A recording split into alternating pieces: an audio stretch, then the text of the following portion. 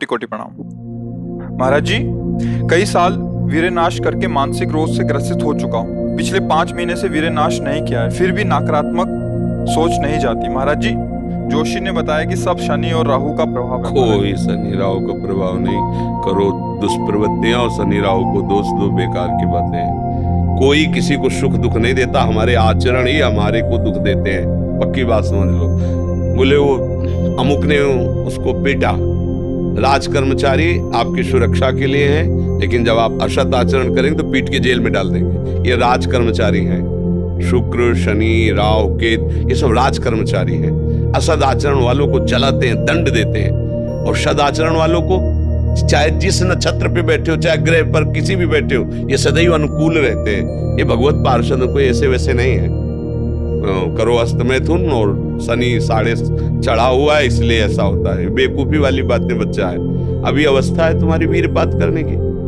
गेहूं की फसल तैयार हो रही है, गलेत पे हो। गलेत माने होता है दाना अभी पड़ रहा है, और आप उसको काट लो तो ना भूसा होगा ना दाना होगा, व्यर्थ जीवन चला जाएगा। कम से कम 20-22 वर्ष तक ब्रह्मचर्य का पालन करो, फिर गृहस्थी में जाओ। संतान तेजस्वी होगी, देशभक्त होगी, माता पिता की भक्ति कर। ये क्या है? उद्दंडता बच्चा, ये कहीं भी सुख प्रदान करने वाली नहीं। ज्योतिषाचार्य, दुनिया के आचार्य सब उसी परम पिता परमात्मा के ज्ञान को ही बता रहे हैं। जो सही माने में ज्योतिषाचार्य है, वो सबसे बड़ी ज्योतिषी है कि भाग्य विधाता हमारे कर्म है। अवश्य में भोक्तव्यम कृतम कर्म शुभाशुभम। ठीक अपने कर्म कर लो, कोई तुम्हें बिगाड़ दे तो हमें बताना। हमारे कर्म पूर्व के या वर्तमान के, वही हमारी दुर्गति करते, दूसरा कोई सृष्टि में नहीं।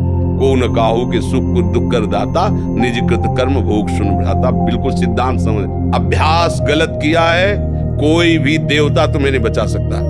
गलत अभ्यास किया है, अपना नाश स्वयं कर रहे हो, किसी देवता या किसी का दोष नहीं। काले कर्म ईश्वर मिथ्या दोष लगाए। ये आचरण गंदे बंद करो बच्चा। नाम जप करो, सात्विक आहार करो, आधा घंटा दंड बैठक मारो, व्यायाम करो, दौड़ो, अभी सब ठीक हो जाएगा। अरे पीछे गलती, यद्यपि ये गलती ऐसी पूरे जीवन भर भोगना पड़ता है, क्योंकि बाल्यावस्था का वीरपात बिल्कुल जीवन को नष्ट कर देता है। इसीलिए बालकों को गुरुकुल में रखा जाता था, चाहे वो राजकुमार हो चाहे किसी का बालक हो। वहां वो एक साधुता से जितेंद्रीय होकर के फिर गृहस्थ धर्म में जाता था। 10, 20, 50 वर्ष गृहस्थी में रहा, कुछ उसका बाल बाका नहीं हुआ।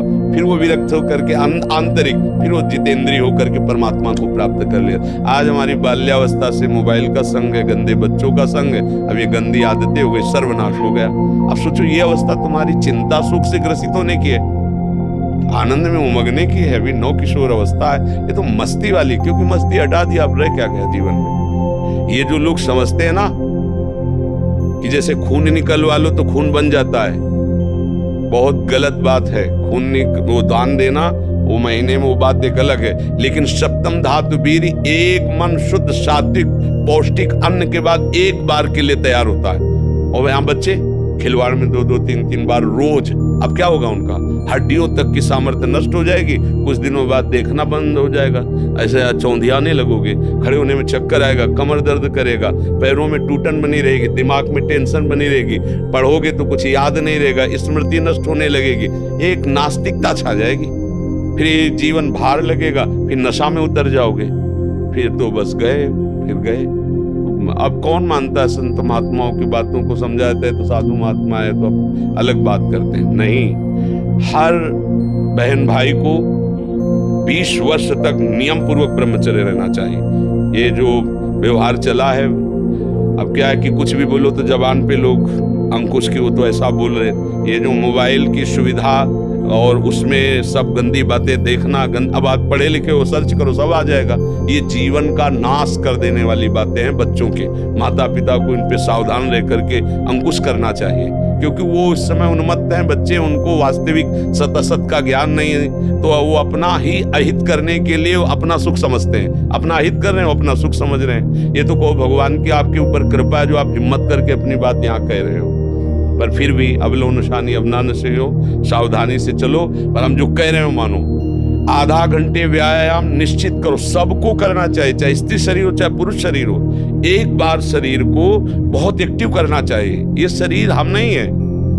जैसे आप मोटरसाइकिल सुबह सुबह आप बैठो तो पहले क्या करते हैं? हाई रेस में डाल करके उसको एकदम गर्म करते हैं ना, सब खुल जाए। अब चलो ऐसे हाई रिस्क में इसको लाओ, 10-15 मिनट दंड बैठक, व्यायाम, प्राणायाम, आसन आदि के, फिर अपनी दिनचर्या करते हो तो आप संयमी रहोगे, आपके प्राण पुष्ट रहेंगे, आपका अन्न पचेगा, कोई भी चोट आदि बहुत कम मात्रा में आपको कष्ट देगी, हर बीमारी से लड़ने के सामने। अब यहाँ सुबह 10 बजे तक सो रहे, व्यायाम क्या करेंगे, प्राणायाम क्या करेंगे, आसन क्या करेंगे?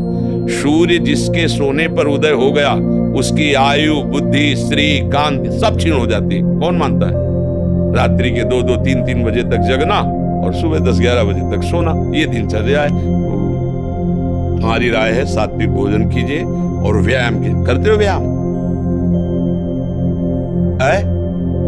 हाँ, कभी ये कोई ऐसा तो, और कभी कभी जो व्यायाम करते हो बीमारियों को निमंत्रण देते हैं। आज आप लगाओ 20 दंड और 50 बैठक और 5 दिन छोड़ दो, पूरा शरीर दर्द करेगा, फिर लगाओ फिर वह दर्द करेगा। रोज अगर नियमित करोगे तो वही बच करके आपके शरीर को पुष्ट करेगा। ये शरीर दुर्लभ बात है, दुर्लभ हो मानुषो देहो, लेकिन एक क्षण में नष्ट हो जाने वाला है। इसकी दुर्लभता है संयम नियम से चलकर स्वरूप बोध कर लो या भगवत भजन करके भगवत प्राप्ति कर लो। अगर ये नहीं तो फिर क्लेश ही क्लेश, अशांति ही अशांति है। अभी सावधान हो जाओ। बिगड़ तो गया, अब ये नहीं कह सकते कि अभी कुछ नहीं बिगड़ गया। अगर कभी 25 वर्ष के बाद गलती हुई है तो हम उसे कह सकते कुछ नहीं बिगड़ा, क्योंकि तुम्हारा पुष्ट है जीवन पूर्व से, अब आगे बढ़ो। लेकिन बच्चापन से ये जो रोग लग रहे, 13-14 वर्ष का बच्चा है और उसकी हालत ये है कि उसे वैद्य के द्वारा औषधियां दिला करके उसे ठीक करने की चेष्टा कर रहे हैं। क्या हुआ? ये 13-14 वर्ष की अवस्था, इसमें तो उधर वृत्ति ही नहीं जानी चाहिए, मस्ती होनी चाहिए, एक अलौकिक मस्ती, ये किशोर अवस्था है। पर आचरण और संग ऐसे हो गए कि अब कैसे कहें। सात्विक आहार करो, व्यायाम करो और थोड़ा भगवान नाम जप करो। माता पिता के चरण छूते हो? नहीं, माता पिता के चरण नहीं छूना, माता पिता की अवहेलना करना, कहां से बुद्धि आएगी? अपने बुजुर्गों को प्रणाम करना, संतों को प्रणाम करना, माता पिता, रोज बुद्धि शुद्ध होती है। प्रातः काल उठ के रघुनाथा, मात पिता गुरु नाम ही माथा, तो ये सब लिखी बातें रह गई। नए नए बच्चे हाय हेलो शुरू है, मिलेंगे तो क्या कहे? पहले कहते जयराम जी की, नहीं गांव में कहते थे राम राम भैया, राम राम कहते। अब क्या कहते? हाय तुम्हारा दुर्भाग्य हमारा दुर्भाग्य।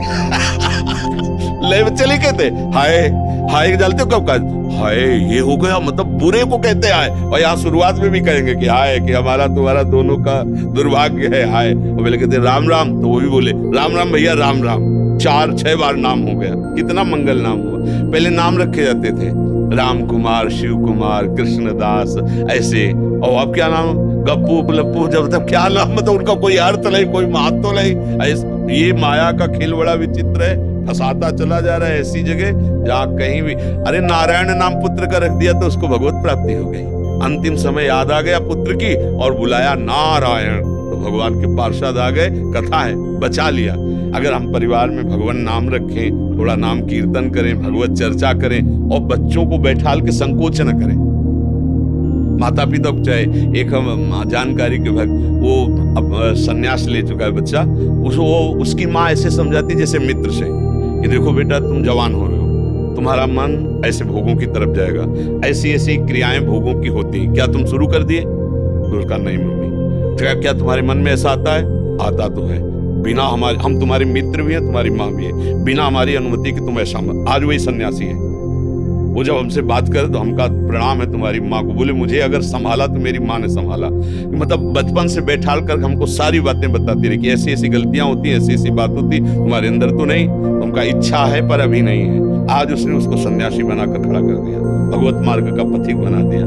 मंदालसा ने अपने 4 पुत्रों को ब्रह्मबोध करा दिया। माता पिता का प्रथम रोल होता है। अब वो शर्म लिहाज इसमें क्या करना, बच्चा हमारा गड्ढे में गिरने जा रहा है, हम शर्म लिया, बैठा लो उसको पास में। देखो मोबाइल में गंदी चीजें तो नहीं देखते, गंदे बच्चों को संग तो नहीं करते। अगर आप ऐसा करते हैं तो नहीं करना चाहिए। उनका मैसेज देखें, उनका मोबाइल देखें, उनकी चेकिंग करें, उनकी मानसिकता को समझे। गलत हो गए हो तो उनको प्यार दुलार से, बड़ी कोई बात नहीं, गलती सबसे होती है, सुधार करो। मतलब उसको इतना पुष्ट करो कि वो बोझा ना लादने पावे और आगे निकल जाए। भाई इतनी फुर्सत का है माता पिता, वो अपने मनोरंजन से फुर्सत ले, वो अपने ही मन को संभालने में परेशान है। इसलिए अच्छा है बच्चा, सावधानी से चलो, अब कभी मत करना। क्योंकि इस क्रिया में क्या होता है कि नस नाड़ियां इतनी कमजोर हो जाती है कि फिर आगे चलकर आप करोगे भी नहीं पर वो शक्तिपात हो जाएगा। मतलब नष्ट हो जाएगी वीर शक्ति। वो आपको ऐसा लगेगा कि हमने तो कुछ किया ही नहीं और वो ऐसे हो जाएगा। मतलब नस नाड़ियाँ ये हम अनुभव की बात कहते हैं जो हमसे मिले हैं साधक, कि स्नान कर रहे हैं कोई हमारी क्रिया नहीं हुई, पर ऐसे हम सोने जा रहे हैं पर कुछ क्रिया नहीं, ऐसे छू गया तो ऐसे बिल्कुल शक्तिहीन हो जाता है। तो ये अपना नाश करना है। कुछ दिनों बाद नींद आना बंद हो जाएगी।